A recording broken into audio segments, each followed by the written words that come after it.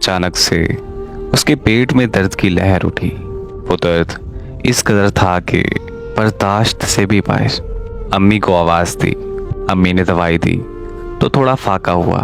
फिर दर्द का ना ख़त्म होने वाला सिलसिला था। कभी कभार तो उल्टियां भी होने लगीं। सब घर वाले इसे अब शक की निगाह से देखने लगे। उसका पेट बढ़ता जा रहा था और साथ दर्द में भी इजाफा हो रहा था। घर वालों ने तो सवालात भी शुरू कर दिए थे।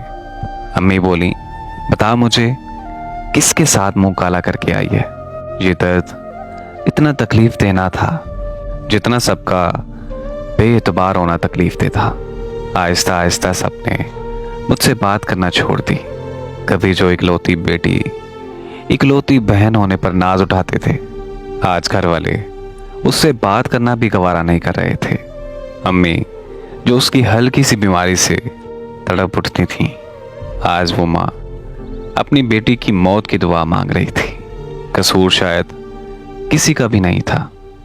कसूर सिर्फ इस सोच का था जो माशरे के हालात को देखकर पैदा हो रही थी। उसके लिए खाना पीना बिल्कुल बंद कर दिया गया। वो लड़की दर्द से तड़पती थी तो सबका यही जवाब होता था कि ये जिसका गुनाह है उसे ही जाकर पता। जुल्म इस हद तक बढ़ गया कि वो माँ बाप जो औलाद के लिए जिंदगी की किरण होते हैं, जिनके साए तले औलाद खुद को महफूज महसूस करती है, वही माँ बाप मौत का सामान तैयार करने में लग गए। उन्होंने खाने में जहर मिलाया और उसे खिला दिया। खाना खाते ही वो तड़पने लगी। अम्मी, एक बार तो अपनी बेटी को गले से लगा लो, बस सिर्फ एक बार। ये दर्द मैं बर्दाश्त नहीं कर पा रही। शायद आपकी ये आगोश मोहब्बत दम तोड़ दे। पर उसकी बातों का माँ पर कोई असर नहीं हुआ। उसका रोना सुनकर आस पड़ोस के लोग भी रोने लग गए। शर्म के मारे माँ बाप के सर झुक गए। शर्म बेटी के मरने पर नहीं, उनकी इज्जत के जाने पर आ रही थी। सबके कहने पर वो उसे अस्पताल ले गए।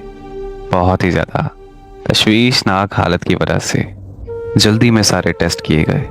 लड़की के माँ बाप कहाँ हैं? डॉक्टर ने पूछा और उन्हें कहा कि आप ज़रा मेरे साथ चलें। आप लोग देखने में तो काफ़ी ज़्यादा पढ़े लिखे लग रहे हैं। आप लोग पढ़ लिख कर इस कदर जाहिल कैसे हो सकते हैं?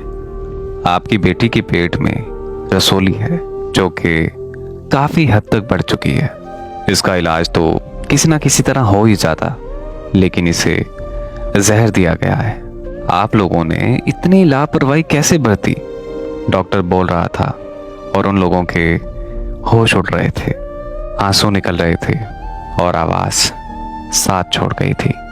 या खुदा, ये क्या गुनाह कर बैठे? जहर पूरे जिस्म में फैल चुका था। फौरन तौर पर ऑपरेशन करना पड़ेगा। डॉक्टर ने कहा कि हम लोग पूरी कोशिश करेंगे इसे बचाने की। बस दुआ करें कि ये बच जाए, वरना खुदा भी शायद ये जुल्म माफ ना करे। ऑपरेशन थिएटर जाते हुए माँ ने अपनी बेटी का चेहरा देखा, जो शायद कितने महीनों से देखना तक गवारा नहीं कर रही थी। उसके चेहरे पर जिंदगी की कोई उम्मीद नहीं थी और ना ही जीने की तमन्ना थी। उसके हाथों में अपना हाथ थामे वो उसे देख रही थी और कहने के लिए जुबान साथ नहीं दे रही थी।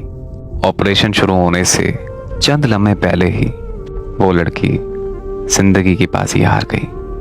वो ना करदा गुनाह की सजा पाके ये दुनिया छोड़ गई और पूरे घर वालों को जिंदगी भर के लिए नदामत दे गई।